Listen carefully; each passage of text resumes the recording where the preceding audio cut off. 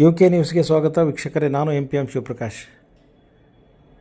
ವಿಜಯನಗರ ಜಿಲ್ಲೆ ಹೂವಿನಹಡಗಲಿ ಪಟ್ಟಣದ GBR college ಹಾಗೂ ಸ್ನಾತಕ ಕೇಂದ್ರದ ಸಹಯೋಗದಲ್ಲಿ ಕರ್ನಾಟಕದಲ್ಲಿ ಪ್ರಾದೇಶಿಕ ಅಸಮತೋಲನ, ಉತ್ತರ ಕರ್ನಾಟಕದ ಅಭಿವೃದ್ಧಿಯ ಸವಾಲುಗಳು ಮತ್ತು ಅವಕಾಶಗಳನ್ನು ಕುರಿತು ರಾಜ್ಯಮಟ್ಟದ ವಿಚಾರ ಸಂಕಿರಣವನ್ನು ಹಮ್ಮಿಕೊಳ್ಳಲಾಗಿತ್ತು. ಈ ರಾಜ್ಯಮಟ್ಟದ ವಿಚಾರ ಸಂಕಿರಣವನ್ನು ಉದ್ಘಾಟಿಸಿದ ವೀರಶೈವ ವಿದ್ಯಾವರ್ತಕ ಸಂಘದ ಕಾರ್ಯದರ್ಶಿ ಡಾಕ್ಟರ್ ಅರವಿಂದ್ ಪಾಟೀಲ್ ಅವರು ಮಾತನಾಡಿ, ಹಾನಗಲ್ಲ ಕುಮಾರಸ್ವಾಮಿಗಳು ಉಜ್ಜಯಿನಿ ಜಗದ್ಗುರುಗಳು ಈ ಭಾಗದ ಭವಿಷ್ಯವನ್ನು ಅರಿತು ಶಿಕ್ಷಣ ಸಂಸ್ಥೆಯನ್ನು ಸ್ಥಾಪಿಸಲು ಮುಂದಾದರು. ವೀರಶೈವ ವಿದ್ಯಾವರ್ತಕ ಸಂಘವನ್ನು ಹುಟ್ಟು ಹಾಕದಿದ್ದರೆ ಈ ಭಾಗದ ಜನರ ಶೈಕ್ಷಣಿಕ ಜೀವನ ಸಂಕಷ್ಟದಲ್ಲಿರುತ್ತಿತ್ತು ಎಂದರು. ವಿದ್ಯಾರ್ಥಿಗಳು, ಪೋಷಕರ ಬದುಕಿಗೆ ಪೂರಕವಾದ ವಿಷಯವನ್ನು ಎಂದು ವಿಚಾರ ಸಂಕಿರಣದಲ್ಲಿ ರಾಜ್ಯಮಟ್ಟದ ವಿಚಾರ ಸಂಕಿರಣದಲ್ಲಿ ಆಯೋಜಿಸಲಾಗಿದೆ. ವೀರಶೈವ ವಿದ್ಯಾವರ್ತಕ ಸಂಘ 100 ವರ್ಷಗಳಿಂದ ಅಕ್ಷರ, ಆಶ್ರಯ ಮತ್ತು ಜ್ಞಾನೋತ್ಸವವನ್ನು ಮಾಡುತ್ತಾ ಬಂದಿದೆ. ಈ ಭಾಗದ ಹಿಂದುಳಿದ, ದಲಿತ, ಬಡವರ ಬದುಕಿಗೆ ಶಿಕ್ಷಣಕ್ಕೆ ದಾರಿದೀಪವಾಗಿದೆ ಎಂದರು. ಬಳ್ಳಾರಿ ವಿಜಯನಗರ ಶ್ರೀಕೃಷ್ಣದೇವರಾಯ ವಿಶ್ವವಿದ್ಯಾಲಯದ ಕುಲಪತಿ ಎಂ ಮುನಿರಾಜು ಅವರು ಸ್ಮರಣ ಸಂಚಿಕೆಯನ್ನು ಬಿಡುಗಡೆಗೊಳಿಸಿ ಮಾತನಾಡಿ, ಶಿಕ್ಷಣಕ್ಕೆ ಹೆಚ್ಚಿನ ಆದ್ಯತೆ ನೀಡಿ ತಾಂತ್ರಿಕ ಮತ್ತು ಕೌಶಲಾಧಾರಿತ ಶಿಕ್ಷಣದ ಅವಶ್ಯವಿದೆ ಎಂದರು. ಸಣ್ಣ ಕೈಗಾರಿಕೆಗಳನ್ನು ಸ್ಥಾಪಿಸಿ ಉದ್ಯೋಗಗಳನ್ನು ಸೃಷ್ಟಿ ಮಾಡಿ ಯುವಕರಿಗೆ ಆರ್ಥಿಕ ಭದ್ರತೆ ಒದಗಿಸಬೇಕಾಗಿದೆ ಎಂದರು. ಕೇವಲ ಸಾಂಪ್ರದಾಯಿಕ ಪದ್ಧತಿಯ ಶಿಕ್ಷಣದಿಂದ ಇಂದು ಸ್ವತಂತ್ರವಾಗಿ ಆರ್ಥಿಕ ಸಬಲತೆಯನ್ನು ಹೊಂದುವುದು ಕಷ್ಟ ಸಾಧ್ಯ ಎಂದರು.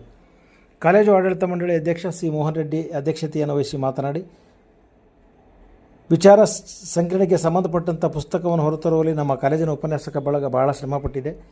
ಕೆಲವೇ ದಿನಗಳಲ್ಲಿ ಈ ವಿಚಾರ ಸಂಕಿರಣಕ್ಕೆ ಸಂಬಂಧಪಟ್ಟ ಪುಸ್ತಕ ಹೊರಬಂದಿರುವುದು ಅತ್ಯಂತ ಶ್ಲಾಘನೀಯ ಎಂದರು. ಪ್ರಾದೇಶಿಕ ಅಸಮತೋಲನ ನಿವಾರಣಾ ಸಮಿತಿ ಸದಸ್ಯರಾದ doctor ST Bagalkot, doctor Sangeeta Kattimani ಅವರು ಮಾತನಾಡಿದರು. ಪ್ರಾಚಾರ್ಯ SS ಪಾಟೀಲ್ ಪ್ರಾಸ್ತಾವಿಕವಾಗಿ ಮಾತನಾಡಿ ಒಟ್ಟಾರೆಯ ರಾಜ್ಯಮಟ್ಟದ ವಿಚಾರ ಸಂಕಿರಣದ ವಿಷಯವನ್ನು ಪ್ರಸ್ತಾಪಿಸಿದರು.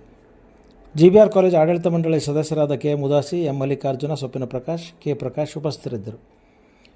ಉತ್ತರ ಕರ್ನಾಟಕದ ಪದವೀಧರರಲ್ಲಿ ಕೌಶಲ್ಯ ಅಂತರ ಮತ್ತು ಉದ್ಯೋಗ ಅವಕಾಶಗಳು, ಕಲ್ಯಾಣ ಕರ್ನಾಟಕ ಪ್ರದೇಶದಲ್ಲಿ ಉನ್ನತ ಶಿಕ್ಷಣ ಹಂತದಲ್ಲಿ ವಿದ್ಯಾರ್ಥಿಗಳ ಕಾಲೇಜು ಬಿಡುವ ಪ್ರಮಾಣ, ಕಾರಣ ಮತ್ತು ಪರಿಹಾರಗಳನ್ನು ಕುರಿತು 2 ವಿಚಾರಗೋಷ್ಠಿಗಳು ಜರುಗಿದವು.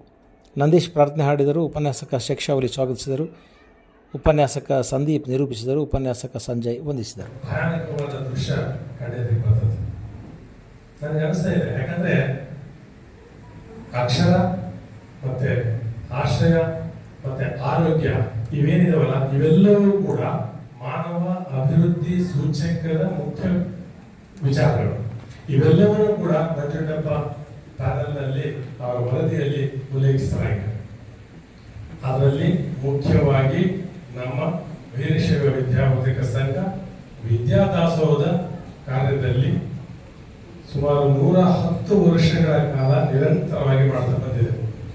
ಇವತ್ತಿನ ಬಳ್ಳಾರಿ ಮತ್ತು ವಿಜಯನಗರ ಜಿಲ್ಲೆ ಕಾಲೇಜಿನಲ್ಲಿ ನಡೆಯತಕ್ಕಂಥ ಸಮತೋಲನ ಕಾರ್ಯಕ್ರಮದಲ್ಲಿ ನನಗೆ ಬಹಳ ಖುಷಿ ಆಗುತ್ತೆ. ಯಾಕಂದ್ರೆ ನಾನು ಬಳ್ಳಾರಿ ವಿಶ್ವವಿದ್ಯಾನಿಲಯಕ್ಕೆ ಬಂದಾಗ ವಿಶ್ವವಿದ್ಯಾಲಯವನ್ನ ನೋಡಿದಾಗ ನನಗೆ ಅನಿಸಿದ್ದು 25 ವರ್ಷದ ಹಿಂದೆ ನಾವಿದ್ದೀವಿ. ಕಂಪೇರ್ ಟು ಬ್ಯಾಂಗ್ಳೂರ್, ಮೈಸೂರು ಆ ಕಡೆ ಕಂಪೇರ್ ಮಾಡಿದಾಗ ನಾವುಗಳಿಗೆ ಬಳ್ಳಾರಿ ಡಿಸ್ಟಿಕ್, ಕಲ್ಯಾಣ ಕರ್ನಾಟಕ ಯಾವುದೇ ವಿಷಯದಲ್ಲಿ 25 ವರ್ಷಗಳ ಹಿಂದೆ ನಾವಿದ್ದೀವಿ ಅಂತ ಹೇಳಿ. ಆದರೆ ಇದರ ಅರ್ಥ 25 ವರ್ಷಗಳ ಮುಂದೆ ಇನ್ನು ಬೆಂಗಳೂರು ಮುಂದೆ. ಯಾಕೆ ಹೇಳ್ತಾ ಇದ್ದೀನಿ ಅಂದ್ರೆ, ಇಲ್ಲಿ ಒಂದೇ ದೊಡ್ಡ ಕಾರಣ ವಿದ್ಯಾಗೆ ಪ್ರೋತ್ಸಾಹ ನೀಡಿದೆ. ಎಜುಕೇಶನ್ಗೆ ಇಲ್ಲಿ ಯಾವುದೇ ರೀತಿಯ ಪ್ರಾಮುಖ್ಯತೆ ಗೊತ್ತಿಲ್ಲ.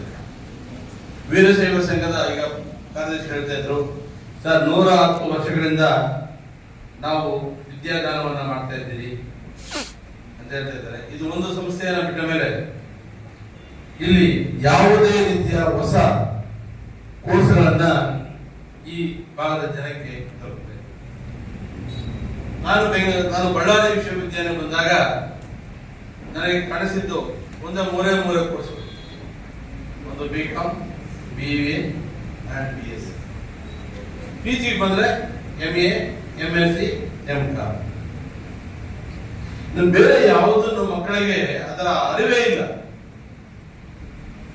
ಯಾಕಾಗಿದೆ ಈಗ ಈ ರೀತಿ ಅಸಮತೋಲನಾಗೋದಕ್ಕೆ ಕಾರಣ ಏನಂದ್ರೆ ನಮ್ಮಲ್ಲಿ ವಿದ್ಯೆಯೇ ಇಲ್ಲ, ಎಜುಕೇಶನ್ ಬಹಳ ಕಡಿಮೆ ಆಗಿದೆ.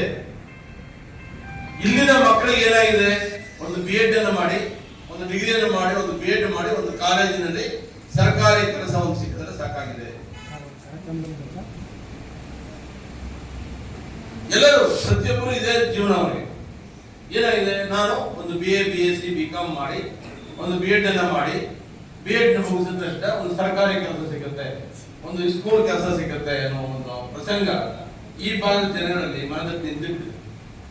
ಇದನ್ನು ನಾವು ಹೋರಾಡಿಸಬೇಕಾದ್ರೆ ಇಲ್ಲಿ ನಾವು ಸರ್ಕಾರ, ವಿಶ್ವವಿದ್ಯಾಲಯಗಳು ಈ ಭಾಗದ ಜನಗಳಿಗೆ ಸ್ಕಿಲ್ ಬೇಸ್ಡ್, ಪ್ರಾಕ್ಟಿಕಲ್ ಬೇಸ್ಡ್, ಇವತ್ತು ಏನ್ ನಾವೇನ್ ಹೇಳ್ತಾ ಇದ್ರಿ, computer science, ALM, AI, artificial intelligence, machine learning, quantum computers, ಈ ತರ ಟೆಕ್ನಿಕಲ್ ಕೋರ್ಸ್ಗಳನ್ನ, ಈ ಟೆಕ್ನಿಕಲ್ ಕೋರ್ಸ್ಗಳು ಯಾವ ರೀತಿ ಆಗ್ತವೆ ಅಂದ್ರೆ ಈಗ ನಿಮಗೆ ಟೆಕ್ನಿಕಲ್ ಆಕ್ಚುಲಿ ಇದು ನಾವು ಟೀಚರ್ಸ್ ಟ್ರೈನಿಂಗ್ ಪ್ರೋಗ್ರಾಮ್ ಮಾಡೋಣ ಅಂತ ಹೇಳಿ ಒಂದು ಯೋಜನೆಯನ್ನ ಕಾರ್ಯದರ್ಶಿಗಳು ನಮಗೆ ಟಾಸ್ಕ್ ಕೊಟ್ಟರು. ಒಂದೊಂದು ಕಾಲೇಜಿಗೆ ಒಂದೊಂದು ಸಬ್ಜೆಕ್ಟ್ ಅನ್ನ ಆರಿಸ್ಕೊಳ್ಳಿ ಅಂದಾಗ ನಾನು GBR ಕಾಲೇಜ್ಗೆ ಎಕನಾಮಿಕ್ಸ್ ಸಬ್ಜೆಕ್ಟ್ ಅನ್ನ ಆರಿಸ್ಕೊಂಡೆ. ಯಾಕಂದ್ರೆ ಅದ್ರಾಗ ಪ್ರಿನ್ಸಿಪಲ್ ಎಕನಾಮಿಕ್ಸ್, ಅಧ್ಯಕ್ಷ ಎಕನಾಮಿಕ್ಸ್ ಇರೋದ್ರಿಂದ ಅದನ್ನು ತಗೊಂಡ್ವಿ. ಕಾಲೇಜ್ಗೆ ಸೈನ್ಸ್ ಅನ್ನ ಬಾಟ್ನಿಯನ್ನ ತಗೋಬೇಕಂತ ಹೇಳಿ ತೀರ್ಮಾನ ಮಾಡಿ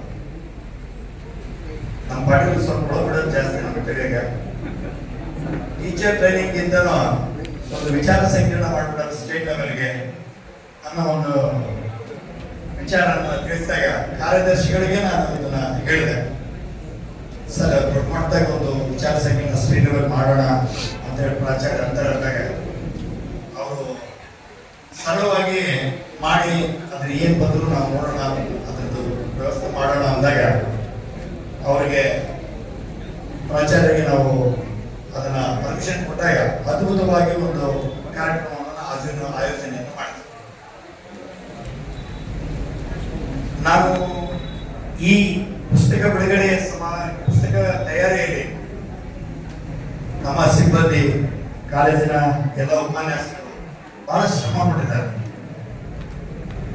ನಾವು ಎಲ್ಲ ವ್ಯವಸ್ಥೆಗೆ ಹೂ ಮಾಡ್ಬೋದು, ಪರ್ಮಿಷನ್ ಕೊಡ್ಬೋದು, ಬಟ್ ಅಲ್ಟಿಮೇಟ್ ಆಗಿ ಹೊರತರುವಂತ ಕಾರ್ಯ ಮಾಡಲು ನಮ್ಮ ಉಪನ್ಯಾಸಕ ವರ್ಗ ಬಹಳ ಅದ್ಭುತವಾಗಿ ಕೆಲಸ ಮಾಡಿದೆ. ಅವರಿಗೆ ನಾನು ನನ್ನ ಕಾಲೇಜು ಮತ್ತು ವಿಶ್ವವಿದ್ಯಾಲಯದ ಸಂಘದ ಅಭಿನಂದನೆಗಳನ್ನು ಸಲ್ಲಿಸ್ತೇನೆ.